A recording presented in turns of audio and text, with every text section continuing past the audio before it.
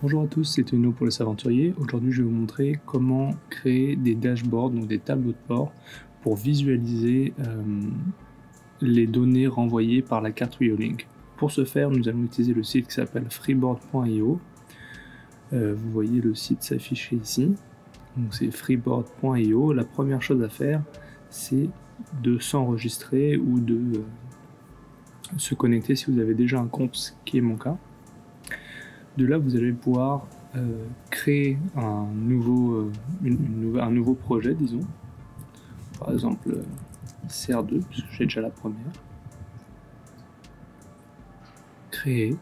Là, vous arrivez sur votre panneau, donc il va vous permettre de gérer les différentes disons, informations qui vont arriver depuis la carte WioLink, donc depuis la serre, vers le tableau de bord.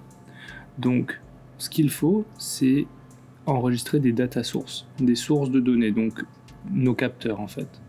Donc pour ce faire, il faut appuyer sur Add, sélectionner un type, JSON, le nommer, donc pourquoi pas température. Et là, on nous demande une URL, donc c'est l'adresse, disons, du capteur. Pour retrouver cette URL, il faut se reconnecter sur l'application WioLink, ouvrir l'appareil concerné. Enfin, en bas, vous allez voir un petit bouton avec marqué View API. Lorsque vous cliquez sur le bouton View API, une page va s'ouvrir sur laquelle vous pouvez voir une série d'adresses URL et le détail des valeurs renvoyées par les capteurs.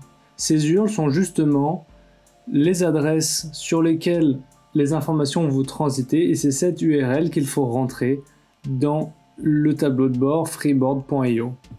Pour avoir accès à ces informations relativement rapidement, nous allons nous envoyer un mail. Donc pour cela, nous allons cliquer sur le petit icône de partage, mail. Nous rentrons notre adresse email et ensuite nous envoyons.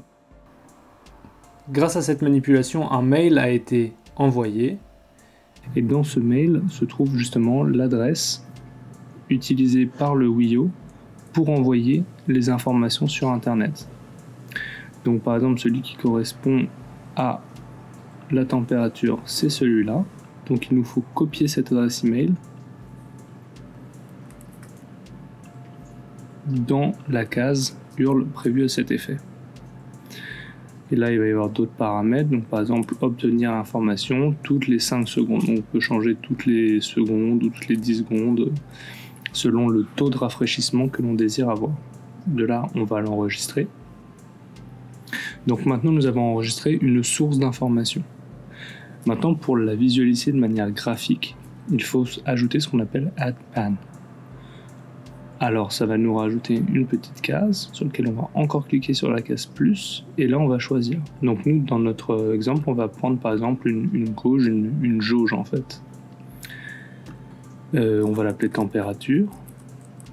Là, il nous demande la valeur que doit prendre cette jauge. Et donc, en fait, on va la connecter avec la source de données qu'on a déjà créée avant.